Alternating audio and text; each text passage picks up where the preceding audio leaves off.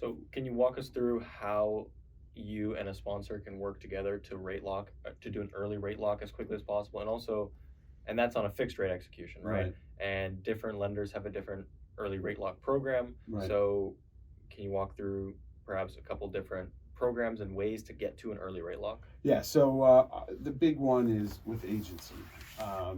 They generally don't lock a deal at term sheet. They want to see a certain level of diligence done to make sure that the deal's going to close and that you are actually going to close. They get very upset if you break a rate lock.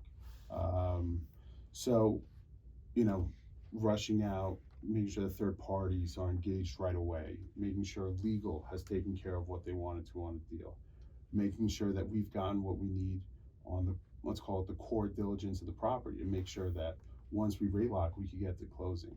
Um, that's kind of the biggest rate lock, if you will, debate. But there are certain banks out there that provide the fixed rate at term sheet. An application when you signed it up, you're ready to go.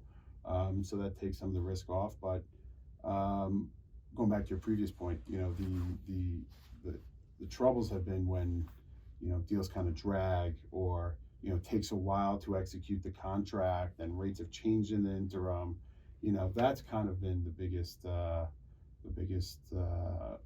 problem for people, I Yeah, feel like. and to your point there, it's really tough on our end because it's a moving goalpost, and these are not, slow or overnight transactions. These are deals we may lock up, well in advance, 2, 3 months, sometimes even 4 months prior to close of escrow, and the market can be wildly different from LOI acceptance to PSA workout to closing. So especially in this market right now, budgeting a quarter Yeah. is probably safe normally. And what we like to do at Lone Star, just from some inner workings on our end, is we want to make sure that we show the most conservative and reasonable numbers possible, and Right. even throw a higher end in projections and bake in even sometimes higher. But it's so challenging and difficult because unfortunately, investors don't see the nuances in that, and that's not their job to see it. It's our job to execute. But it's tough on their end because they just assume perfection and that these numbers are set in stone, when in all reality, or even capital raising partners sometimes, some people have walked away from our deals because, oh, this and that will change, or,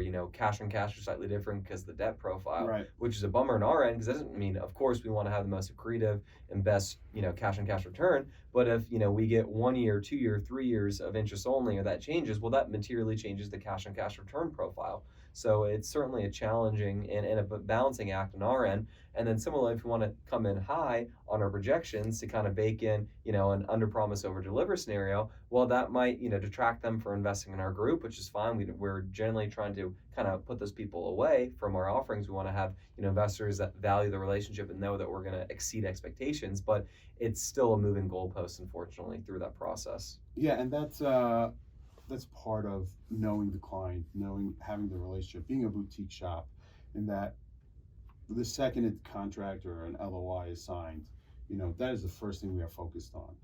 Being in position to lock as soon as the borrower is ready. Borrower could decide if he wants to play the interest rate game. Personally, don't recommend it on a purchase, but that is my job. I wake up in the morning, I'm like, all right, deals that are ready to go, when will they be ready to lock? And let's shave as much time off of that as we can.